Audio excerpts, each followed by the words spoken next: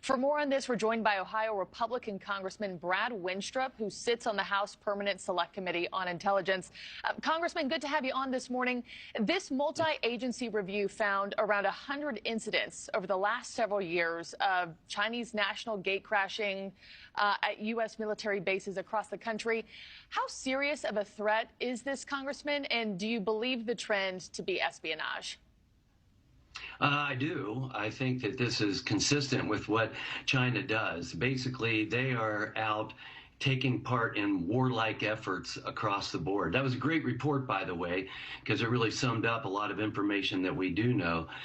We didn't have any comments from the Department of Homeland Security or from the White House, not even assurance that we are taking care of this, but I do applaud the FBI and DOD for at least coming together on this issue and defining the gate crashers. But China is testing. They're testing our systems. They're testing access to our military bases and to our country in general. And they're also testing our reactions to their process. You know, in China, these types of activities would land you arrested and you'd be held without bond and questioned. The question we have now, especially as members of Congress and on the committees that we serve, is what are the roles of our agencies and what are we actually doing about it?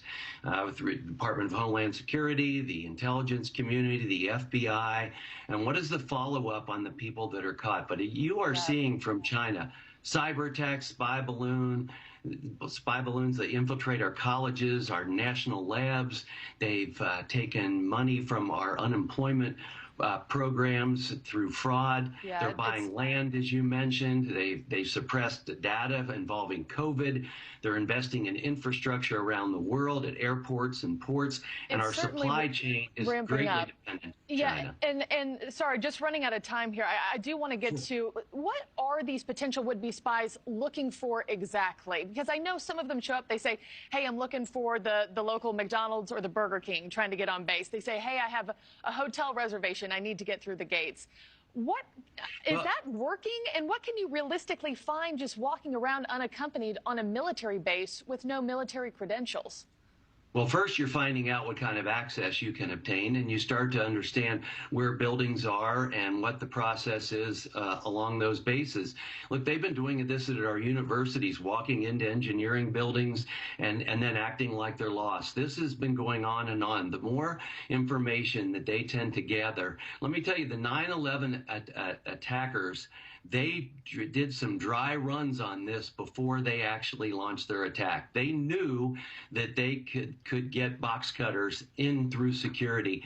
So you have to be concerned about these types of efforts by anybody and what they're gaining as far as knowledge and access to facilities, and what they can get away with is all information they want to know.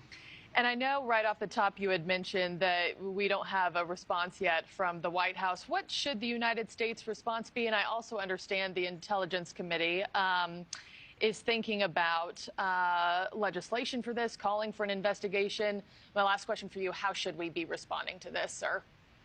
I think we should be responding very vocally and just let China know we know what these efforts are about and that we are a pretty open and free society. So there's a lot you can get away with, but this is not one of the things you can get away with. And people are going to be held and questioned, and we try to understand the whole network of what is taking place and not just say, well, it looks like they're just tourists. That's not what's taking place here in my mind.